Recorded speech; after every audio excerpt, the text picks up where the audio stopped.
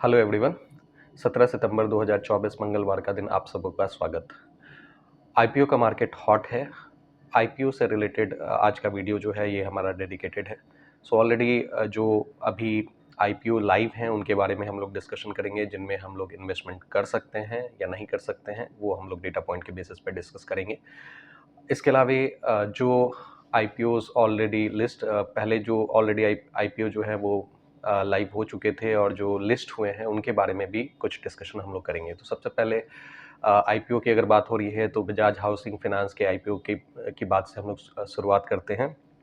Bajaj housing finance का IPO एक super hit IPO रहा है। कल इसकी लिस्टिंग हुई है, कल यानी कि 16 सितंबर को इसकी लिस्टिंग हुई है, सोमवार के दिन। और क्या धमाकेदार लिस्टिंग हुई है। 135% का गेन जो है, जिनको भी अलॉटमेंट मिला है उनको सीधे जो है उनका अमाउंट जो है 135% से इंक्रीज़ हो गया। इनफैक्ट अपर सर्किट पे ये स्टॉक गया। और अब आज के ट्रेडिंग सेशन में भी अगर हम देखें तो उम्मीद यही जताई जा रही है कि आज के ट्रेडिंग सेशन में भी गेन हमें देखने को मिल सकता है।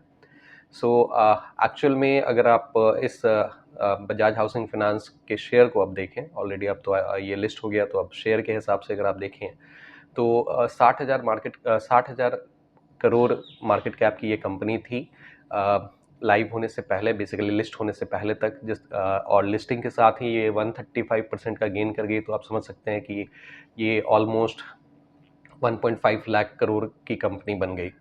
और इस बड़े मार्केट कैप के साथ में आप समझ सकते हैं कि इसका जो ग्रोथ है अब वो बहुत ह्यूज होगा, या वैल्यूएशंस वाइज भी अगर आप देखें तो ये बहुत अट्रैक्टिव वैल्यूएशंस पे नहीं है। लेकिन चूंकि ये एक बहुत ही रिलायबल ग्रुप को बिलोंग करता है ये कंपनी, और इनके जो ट्रैक रिकॉर्ड रहे हैं वो बहुत ही सुपीरियर क्वालिटी के रहे हैं। तो इन सब के कारण से इवन म्यूचुअल फंड हाउस भी जो होंगे वो इसमें पार्टिसिपेट करना चाहेंगे। और चूंकि पहले से इसकी कोई सप्लाई नहीं है, तो अब म्यूचुअल फंड हाउस के पास में एक ऑप्शन रहता है कि वो ओपन मार्केट से इसको बाई करें। सो ओपन मार्केट से बाई करने के सिचुएशन में होता ये है कि हर एक म्यूचुअल फंड जो है कुछ ना कुछ पोर्शन जो है इसका बाई करना चाहेगा। और वैसे स्थिति में जो होता है, आप समझें कि लिक्विडिटी रश होता है। एक बहुत सारा पैसा जो है एक सिंगल स्टॉक को अगर फॉलो कर रहा होगा तो उस स्टॉक के प्राइस जो है उस कारण से ऊपर जाने के चांसेस बहुत ज़्यादा बढ़ जाते हैं। हालांकि ऐसे स्थिति में स्टॉक जो है एक लेवल पे जाके, एक प्राइस पे जाके ये अटकने की उम्मीद रहती है। हाँ, लेकिन चूंकि सारे अगर फंड हाउस जो है उसके क्वालिटी को देख के वहाँ पे अगर उसमें पार्टिसिपेट कर रहे होते हैं तो ये प्राइस ऊपर जाएगा, वहाँ से बहुत एकदम से नीचे गिरेगा, या फिर प्राइस वहाँ पे जाके स्टेबलाइज हो सकता है। फर्दर वहाँ पे ग्रोथ मिलेगा या नहीं मिलेगा ये क्वेश्चनेबल हो सकता है, क्योंकि बहुत हाई वैल्यूएशन के साथ में ग्रोथ अचीव करना ये मुश्किल होता है।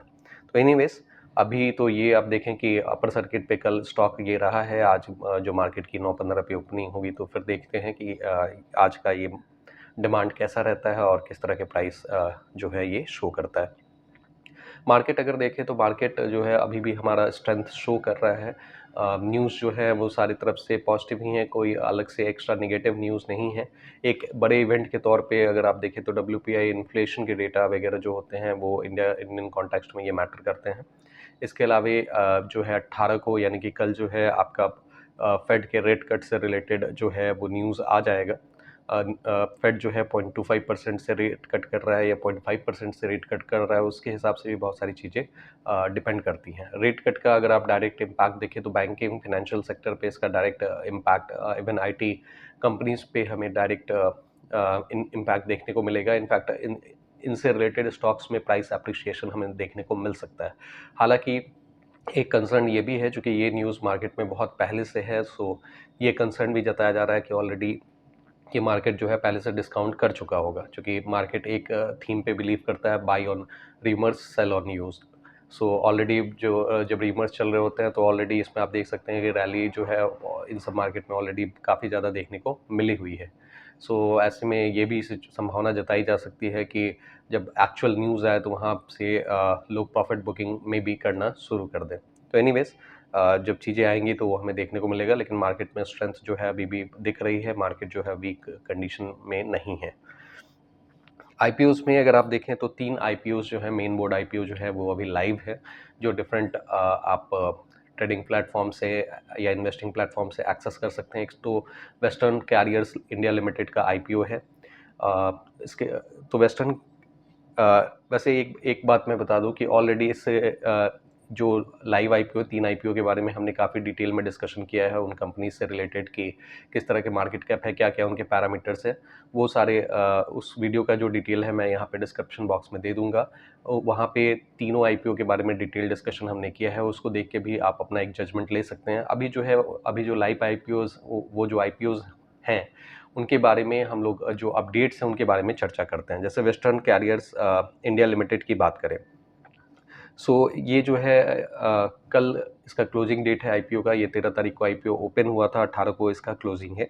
अगर आप इसमें देखें तो अभी तक जो है 4.8 टाइम्स ये सब्सक्राइब हो रखा है, और इसका अगर आप ग्रे मार्केट प्रीमियम अगर आप देखें तो 35-36% के आसपास में इसका ग्रे मार्केट प्रीमियम आपको देखने को मिल रहा है। यानी आप ये कह सकते हैं कि इसके कट ऑफ प्राइस से आप जिस दिन लिस्ट होगा 35% तक के गेन देखने को मिल सकते हैं। हालांकि ये एक संभावना की बात है, एग्जैक्टली यही प्रीमियम आपको देखने को मिलेंगे ये कह पाना मुश्किल है, क्योंकि ग्रे मार्केट जो होता है वो मैनिपुलेटेड हो सकता है। यहाँ पे ये सिचुएशन देखने को मिल सकता है। इसका एक सिंपल सा एग्जांपल आप इसके हिसाब से ले सकते हैं, जैसे क्रॉस लिमिटेड का जो आईपीओ है वो कल लिस्ट हुआ।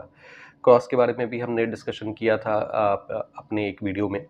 तो क्रॉस आईपीओ अगर आप देखें तो ये कल जो है मार्केट में लिस्ट हुआ है, और इसमें अगर आप नोटिस करें तो इसका जो ग्रे मार्केट प्रीमियम था ये 20% के आसपास में दिखा रहा था। जब जिस समय इसका आईपीओ चल रहा था तो ग्रे मार्केट प्रीमियम 20% के आसपास देखने को मिल रहा था, लेकिन जब ये लिस्ट हुआ है तो लगभग 8% का गेन जो है ये दिया है। हालांकि इसका हाई जो है वो लगभग 20% के आसपास में गया, लेकिन वहाँ से प्रॉफिट बुकिंग देखने को मिली डे 1 को, और ये लगभग 8% के प्रीमियम के साथ में क्लोज हुआ।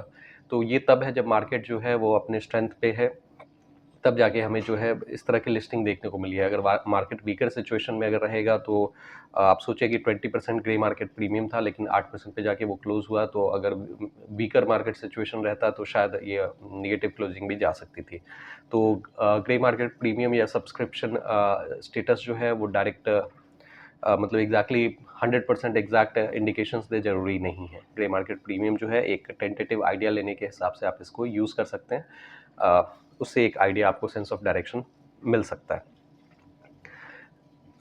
सिमिलर टाइप का अगर आप सिचुएशन देखें तो टॉलिंस टायर का भी जो आईपीओ था उसके बारे में भी डिटेल हमने डिस्कशन किया था एक वीडियो में। उसमें अगर आप देखें तो वहाँ पे उस समय ग्रे मार्केट प्रीमियम जो है 17-18% के आसपास का चल रहा था। ये भी जो है कल मार्केट में लिस्ट हुआ है 16 तारीख को, और इसमें अगर आप देखें तो ये मात्र 6% के गेन के साथ में क्लोज हुआ है। तो टॉलिंस टायर का भी अगर आप देखें तो जीएमपी ग्रे मार्केट प्रीमियम 17% दिखा रहा था, लेकिन ये जब लिस्ट हुआ है तो मात्र 6% के गेन के साथ में लिस्ट हुआ है, यानी लोगों को जो है डे 1 को 6% का गेन देखने को मिला है। यहाँ से बस एक चीज़ मैं ये मेंशन करना चाह रहा हूँ कि grey market premium is not the, आप ये समझे कि नॉट द ब्रह्मास्त्र। ये एक आइडिया लेने के हिसाब से होता है, लेकिन इसके बेसिस पे बहुत सारे लोग जो है अपना डिसीजन बना सकते हैं। अभी अगर हम लोग बात करें तो दूसरा जो आईपीओ अभी लाइव जो चल रहा है, एक तो वेस्टर्न कैरियर्स इंडिया लिमिटेड का आईपीओ लाइव है जो कि कल 18 तारीख को क्लोज हो जाएगा, और इसमें सब्सक्रिप्शन 4.8 टाइम्स हो गया। ग्रे मार्केट प्रीमियम 35-36% का अभी दिख रहा है।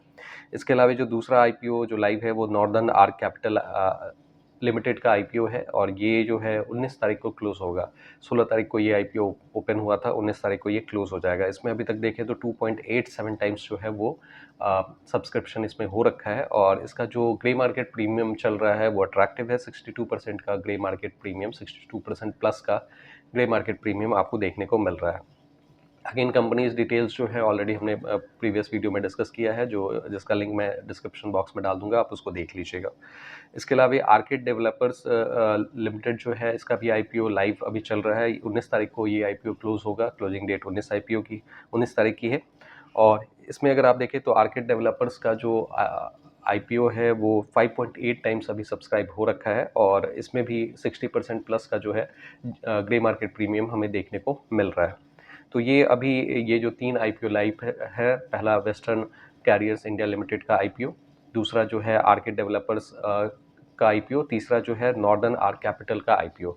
इन सब के बारे में डिटेल डिस्कशन हमने पहले कर रखा है, और ये अभी जो है अपडेटेड चीज़ें हम लोग डिस्कस कर रहे थे, इनके सब्सक्रिप्शन स्टेटस और इनके ग्रे मार्केट प्रीमियम के रिगार्डिंग। तो आप नॉर्मली एक ही अंदाज़ा ये लगाया जाता है कि अगर किसी आईपीओ में सब्सक्रिप्शन काफ़ी ज़्यादा हो रहा है, यानी आप जैसे बजाज फिनांस हाउसिंग फाइनेंस के आईपीओ के लिए अगर आप देखें तो मोर देन 63 टाइम्स जो है वहाँ पे सब्सक्रिप्शन हुआ था। तो यहाँ से ये अंदाज़ा मिलता है कि किसी एक पर्टिकुलर आईपीओ में अगर सब्सक्रिप्शन बहुत ज़्यादा है, यानी लोग जो है उस आईपीओ को लेना चाह रहे हैं, और अगर उनको अलॉटमेंट नहीं मिलता है तो वो जो है वो जब वो स्टॉक मार्केट में लिस्ट हो जाता है, वो आईपीओ जब मार्केट में लिस्ट हो जाता है तो उसको जो है ओपन मार्केट से लोग परचेस करने की कोशिश करेंगे, और इस कोशिश में जो है एक अच्छा खासा जो है लिस्टिंग के साथ में गेन आपको देखने को मिल सकता है। जैसा कि आप कह सकते हैं कि गाला आईपीओ पहले आया था, तो उस केस में जो है मोर देन 50 टाइम्स का सब्सक्रिप्शन था, और उस समय जो है गेन अगर आप देखें तो 42% का गेन डे वन को देखने को मिला।